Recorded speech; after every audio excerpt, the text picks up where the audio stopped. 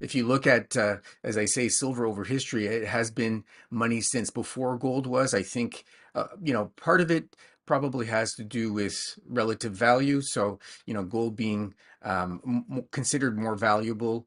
Um, it's sort of easier to use pieces of silver to pay for smaller transactions.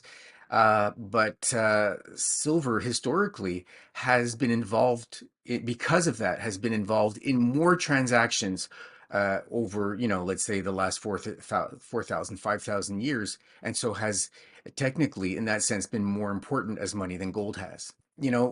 Uses for silver are expanding on a daily basis. I mentioned before, it's about half of its applications are as money, but the other half are industrial applications, which we can talk a little bit more about in a minute or two. But in terms of silver reaching that kind of a high, uh, in the book I talk about multiple ways that I got to the number of 300 for silver as a peak number. And what I did was I looked at multiple indicators. One of the sort of best known ones would be the gold silver ratio. And so I looked at what has happened historically and then said, okay, well, if we project forward with certain assumptions, what would that mean for silver? So, the gold silver ratio bottomed around 15 in 1980 when gold hit 850 and silver reached $50. So that was so I said, okay, what would happen if the ratio went back down to 15 again? So the one you do have to make an assumption other than the 15, and that is what the gold price would be.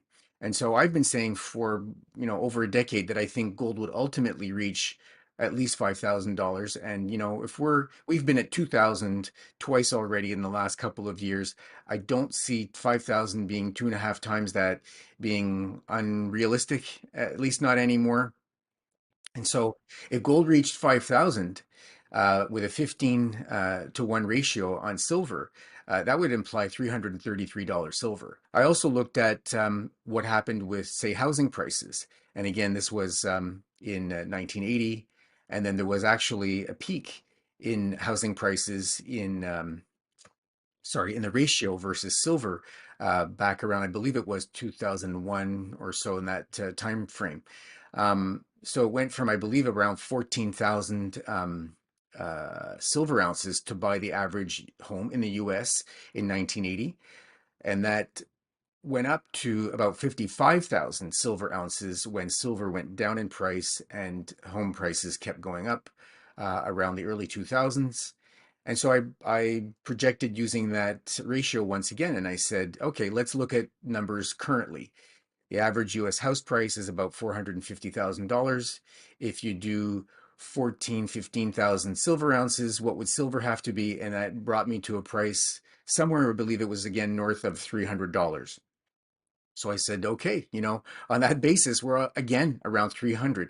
There are a couple of other ratios and indicators that I use that I detail in the book. And each time I looked at these different ratios, it always brought me to a range that was somewhere close to $300. I think that what we've seen over the past year is that silver has been like any asset.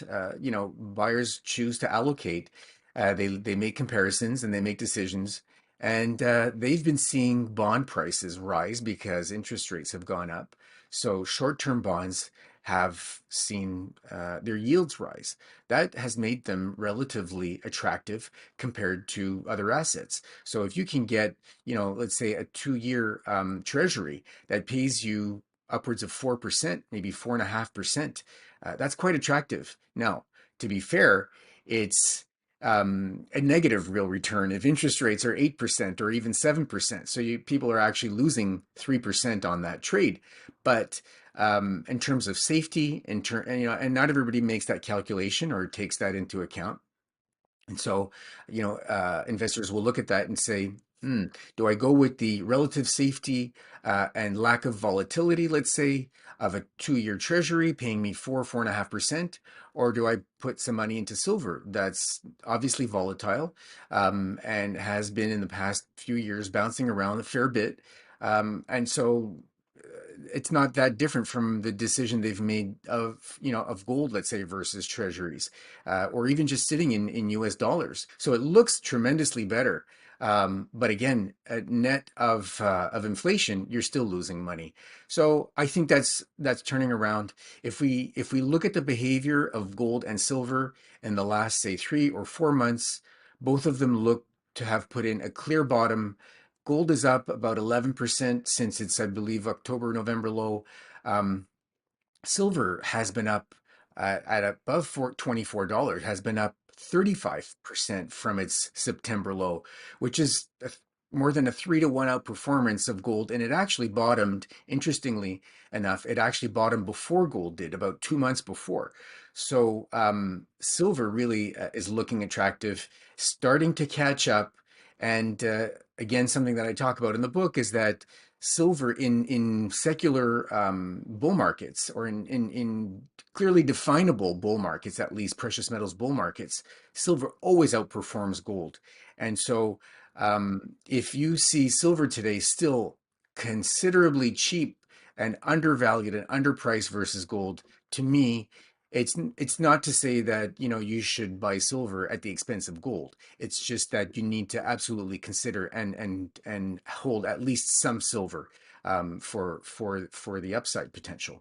You had three waves of inflation in the 70s. So the late 60s until about 1970 was the first wave.